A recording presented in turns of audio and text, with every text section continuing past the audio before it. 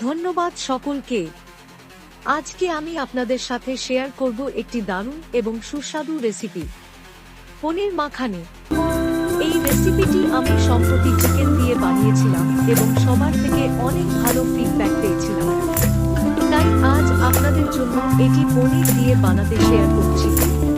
চলুন তাহলে শুরু করি। প্রথমে কিছু মশলা নিয়ে আমরা শুরু করব। প্রথমে আধা চামচ ধনিয়া আর আধা চামচ সাদা তিল, আধা চামচ কালি মেথি, এক মুঠো ছোট এলাচ এবং 3টি শুকনো লাল লঙ্কা। এই সব মশলা আমরা একসাথে ড্রাই রোস্ট করব।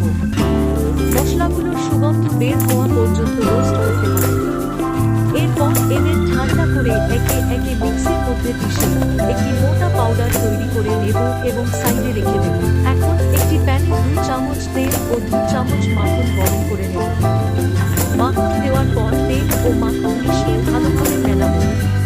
তারপর একটি পেঁয়াজ ফাইনে পেস্ট করে দিয়ে একটু ভেজে নিতে হবে। পেঁয়াজ যখন সোনালি রং ধারণ করবে তখন 2 চামচ আদা রসুন বাটা, 1 চামচ নুন, আধা চামচ সাদা মেথি ও শুকনো লঙ্কার গুঁড়ো দিয়ে ভালোমতো মেশাতে হবে। একে 1-2 মিনিট ভাজুন, তাতে আদার কাঁচা গন্ধ চলে যাবে। এখন আমাদের মিশ্রিত মশলা ঢালতে হবে এবং একে মিশিয়ে 30 থেকে 40 সেকেন্ড ভাজতে হবে। এরপর 1 কাপ দই ঢালুন, ভালোভাবে মেশাতে হবে।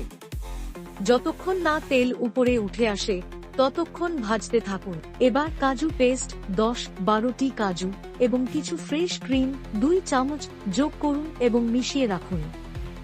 এখন গ্রেভি হয়ে গেছে সুস্বাদু এবং মসৃণ। এরপর পনির 250 গ্রাম কিউব করে সেই পনির ঢালুন।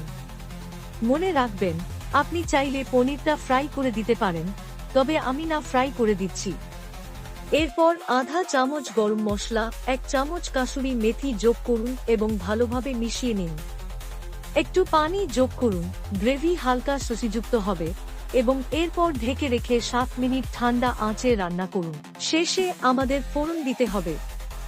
একটি প্যানে 2 চামচ তেল, অর্ধেক টমেটো, কিছু ক্যাপসিকাম, আদা এবং লঙ্কা দিয়ে 3 মিনিট হালকা ভেজে নিতে হবে। এইভাবে ফোড়নটা পনির মাখনি হাঁড়িতে ঢাললে রেসিপি একদম অন্যরকম সুস্বাদু হয়ে উঠবে।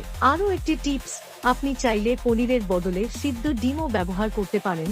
এই রেসিপি একেবারে তেমনই সুস্বাদু হবে। এখন পরিবেশন করার সময় কিছু ধনে পাতা ছড়িয়ে এটি পরিবেশন করুন।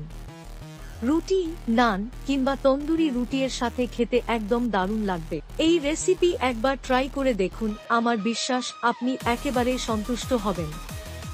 ভালো লাগলে ভিডিওটি লাইক করুন এবং পরিবার ও বন্ধুদের সাথে শেয়ার করতে ভুলবেন না। যদি আপনি আমার চ্যানেলে নতুন হয়ে থাকেন তবে সাবস্ক্রাইব করতে ভুলবেন না। ধন্যবাদ।